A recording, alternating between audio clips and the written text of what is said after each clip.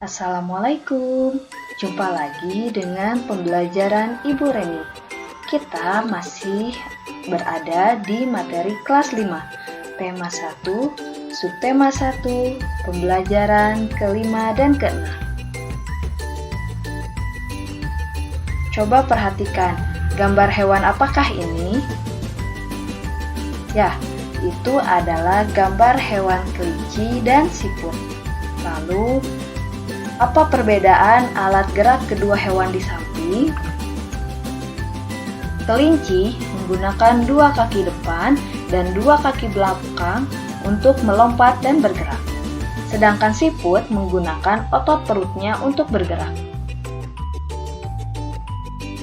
Secara garis besar, hewan dikelompokkan menjadi dua, yaitu vertebrata dan invertebrata. Hewan vertebrata berarti hewan tersebut memiliki tulang belakang. Contohnya, kelinci, kucing, burung, ular, ikan, katak, dan hewan lainnya. Sedangkan hewan invertebrata, hewan tersebut tidak memiliki tulang belakang. Contohnya, cacing, lebah, siput, kupu-kupu, semut, dan yang lainnya. Namun, dari kedua kelompok hewan tersebut, umumnya hewan invertebrata memiliki alat gerak yang sama dengan hewan vertebrata. Contohnya, semut dan kucing. Semut adalah contoh hewan invertebrata, dan kucing contoh hewan vertebrata. Kedua hewan tersebut sama-sama bergerak menggunakan kakinya. Juga dengan burung dan kupu-kupu. Mereka sama-sama menggunakan sayap untuk bergerak. Perbedaan hewan vertebrata dan invertebrata. Yang pertama, hewan vertebrata memiliki tulang belakang, sedangkan invertebrata tidak memiliki tulang belakang.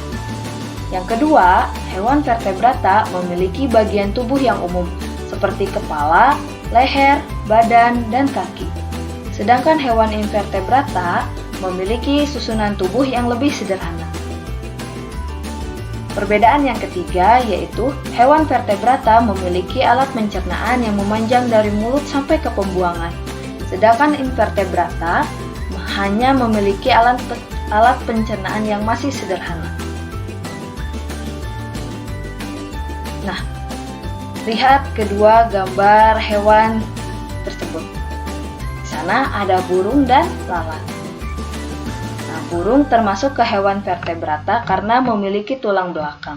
Tulang belakang yang dimaksud adalah seperti ini.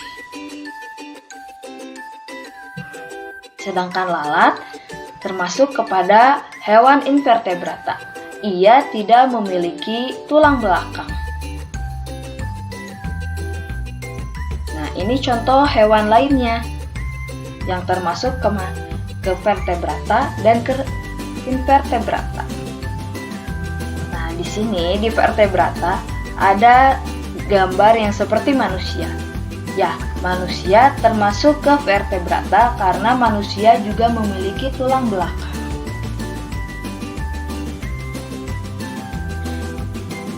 Coba perhatikan gambar-gambar berikut. Nah, di sini ada 4 gambar.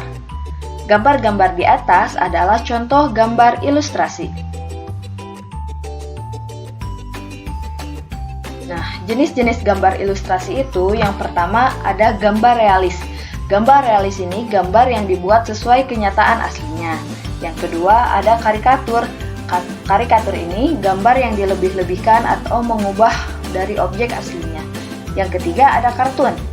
Kartun adalah gambar untuk menghibur dan berisi humor. Yang keempat ada gambar dekoratif. Gambar dekoratif ini adalah gambar untuk menjadikan bentuk benda lebih indah dilihat. Nah, ini adalah contoh gambar realis.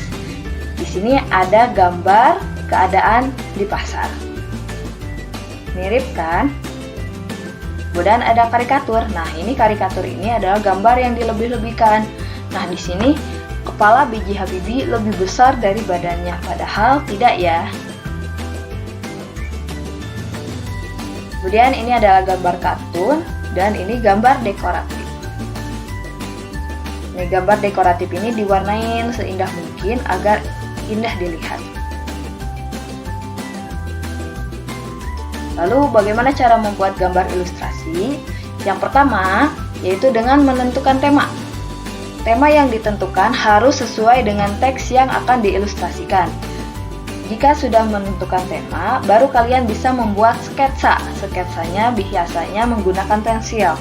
Nah, setelah sketsa selesai, baru kita bisa warnai agar terlihat lebih menarik. Masih ingatkah kalian apa itu ide pokok? Ya, ide pokok merupakan inti atau dasar dari suatu paragraf. Ide pokok menjadi dasar dalam pengembangan dari suatu paragraf.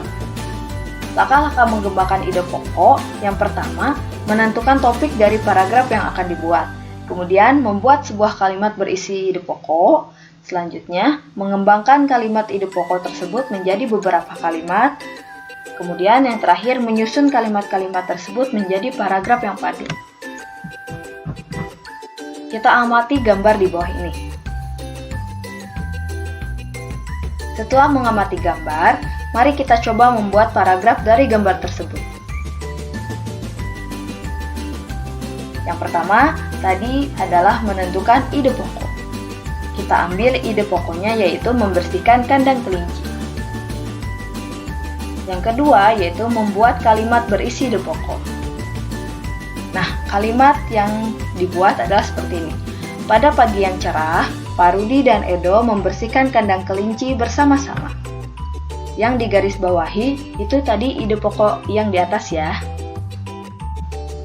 Yang ketiga, mengembangkan kalimat yang berisi ide pokok menjadi beberapa kalimat. Nah, kita buat beberapa kalimat yang berkaitan dengan membersihkan kandang kelinci yang tadi. Misalnya, Pak Rudi memberikan Edo sarung tangan agar tangannya tidak kotor. Setelah menggunakan sarung tangan, Edo mulai membantu Pak Rudi. Edo memasukkan sisa-sisa makanan kelinci ke keranjang. Kotoran kelinci-kelinci tersebut pun tak lupa ia sapu. Kandang kelinci harus dibersihkan setiap hari untuk menjaga kesehatan kelinci.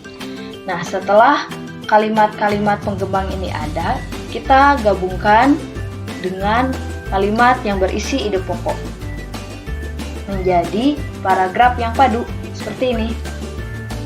Nah, pada pagi yang cerah, Pak Rudi dan Edo membersihkan kandang kelinci bersama-sama. Pak Rudi memberikan Edo sarung tangan agar tangannya tidak kotor. Setelah menggunakan sarung tangan, Edo mulai membantu Pak Rudi. Edo memasukkan sisa-sisa makanan kelinci ke keranjang.